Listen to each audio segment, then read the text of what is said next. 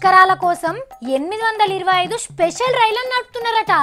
కొత్తగూడెం, మంచిర్యాల, రామగుండం, బాసర, రాజమండ్రి, నరసాపురం. అబ్బా నడిమిట్ల విలువద్దని ఎన్ని మాటలు చెప్పినా అర్థం కాదా? ఏంటో చెప్పు.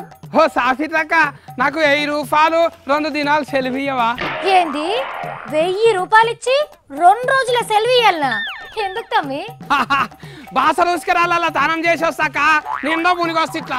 అద్దు తమ్మి అద్దు, నీళ్ళు అస్సలు మంచిగా లేవు. జోగురామన్న సారు తెల్లగా మునిగి నల్లగా బయటకు వచ్చిండు. అట్లయితే ధర్మపురి పోతానక్క.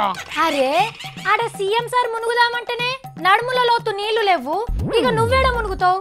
అయితే రాజమండ్రికి పోయి తానం చేసి వస్తా.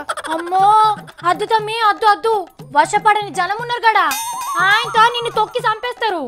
నాకు తెలియదు పో, హైదరాబాద్ వచ్చినాకనే తెలిసింది నాకు. ఇగో పుష్కరాలలో తానం చేస్తానంత పుణ్యం ఉత్తగానే వస్తుందంట, పాపాలని పోతాయంట వీడికెళ్ళి. అవునా? ఎట్లా తెలిసింది తమ్మి నీకు గింతగానం? లీడర్లు ఆఫీసర్లు అందరు పోయి మునిగొస్తున్నాక నేను కూడా పోయి ఇట్లా మునిగి ఈత కొడతా. లీడర్లు ఆఫీసర్లు అంటే జనానికి ఇచ్చిన మాటలు తప్పి పాపం మీద వేసుకుంటారు. వాళ్ళు మునిగితే పాపం పోయి పుణ్యం పురుషార్థం వస్తుంది అనుకుంటారు. నువ్వేం పాపం చేసినావు తమ్మి?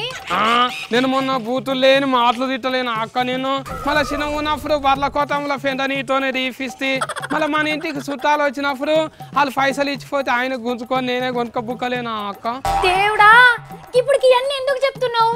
గదేం పాపం కాదులే తమ్మి. మళ్ళీ అక్క నీ బడి సంచులకి వెళ్ళి పైసలు ఎత్తుకొని ఉరికినా కదా అక్క, మళ్ళీ ఎర్రలు తవ్వుకొచ్చి నీ మీద వేస్తా అంటే బుగులు పట్టి ఇయ్యలేనా నేను?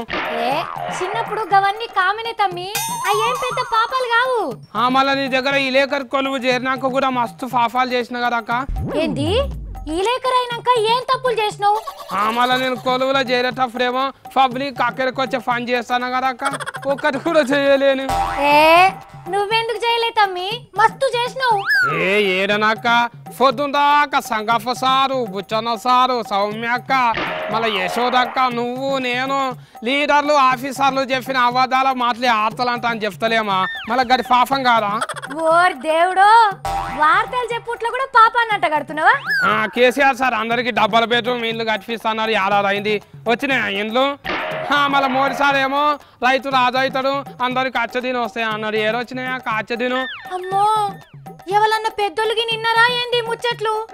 అమ్మో నా కొంపకేదో ఎసరు తెచ్చేటట్టే ఉన్నావు తమ్మి. అతవన్న ఫోన్లు చెప్తే ఆనలు పడతాయి అంత అని చెప్పినాం. ఫటాయా నాన్న? అట్లని అవన్నీ పాపాలే అంటవా? మళ్ళీ అబద్ధాలు అన్నిటి నిజమంతా జనాలకు చెప్తే పాపం కాదు అక్క. అక్క నువ్వు నాకన్నా ముందు నుంచి వార్తలు చెప్తున్నావు కదా, నీకు కూడా ఎంత పాపం తగిలిందో ఏమో. ఇద్దరం పోయి నేను మునిగొత్తాం దా.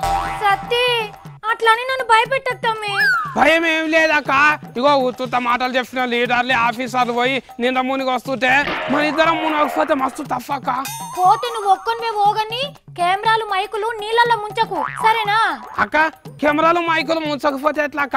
మనకన్నా ముందుగా అవే కదా మనం మందికి చూపించేటివి. అట్లని వాటి నీళ్ళల్లో ముంచుతావా తమ్మి? ఒక్కో కెమెరా 6-7 లక్షలుంటది. కొత్తది కొనాలంటే ఎకరం పొలం అమ్మాలే. ఆ పని మాత్రం చెయ్యకు తమ్మి. అట్లా నాక అయితే జల్దీ పైసలు ఇస్తుందా పోతా, నేను పుణ్యం మొత్తం నాకే రావాలి.